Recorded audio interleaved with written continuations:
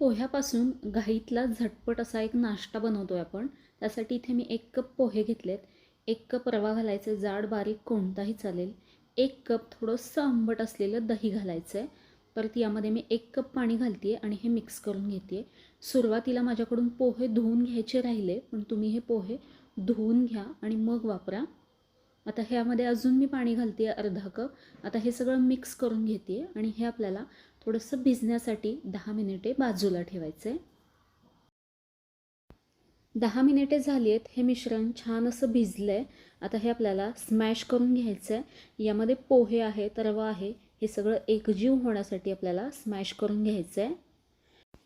यामध्ये रवा आणि पोहे आहेत, त्यामुळे यातलं पाणी सोक झालं आहे आणि हे मिश्रण घट्ट झालं आहे. त्यामुळे यामध्ये मी थोडंसं पाणी घालते आहे आणि हे मिक्स करून घेते आहे.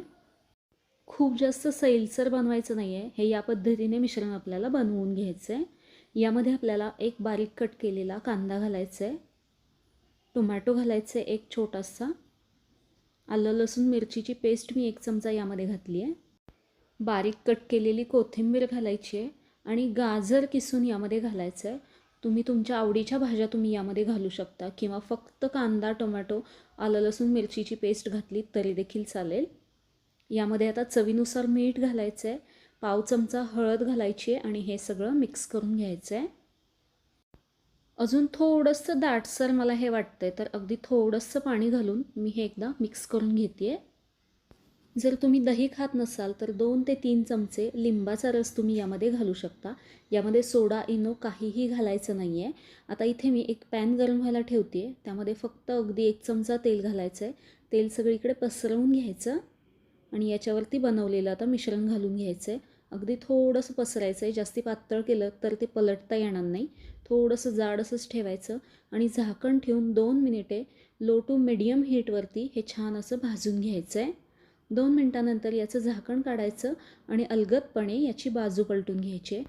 मस्त खमंग खरपूस असे हे पोह्याचे पॅनकेक बनवून तयार होतात आणि यामध्ये आपण जे दही घातले त्याच्यामुळे थोडीशी आंबटसर अशी चव याची अप्रतिम अशी लागते. मुलांना डब्यामध्ये देऊ शकता, घाईच्या नाश्त्यामध्ये बनवू शकता. चवीला अप्रतिम असे हे पॅनकेक बनवून तयार होतात. कडेला मी थोडंसं तेल सोडलं आहे, दोन्ही बाजूनी मस्त असं हे भाजलं गेलं आहे. याच पद्धतीने बाकीच्या देखील पिठाचे मी इथे बनवून घेत आहे. तेच पोहे खाऊन कंटाळा असेल तर पोह्यापासून असा हा बिना सोडा बिना इनो एकदम झटपट असा नाश्ता एकदा तरी बनवून बघा. रेसिपी आवडली असेल तर व्हिडिओला लाईक आणि शेअर नक्की करा आणि अशाच अजून नवीन नवीन रेसिपी बघण्यासाठी आपल्या चॅनेलला सबस्क्राईब करा. परत भेटू एका नवीन रेसिपीमध्ये. धन्यवाद.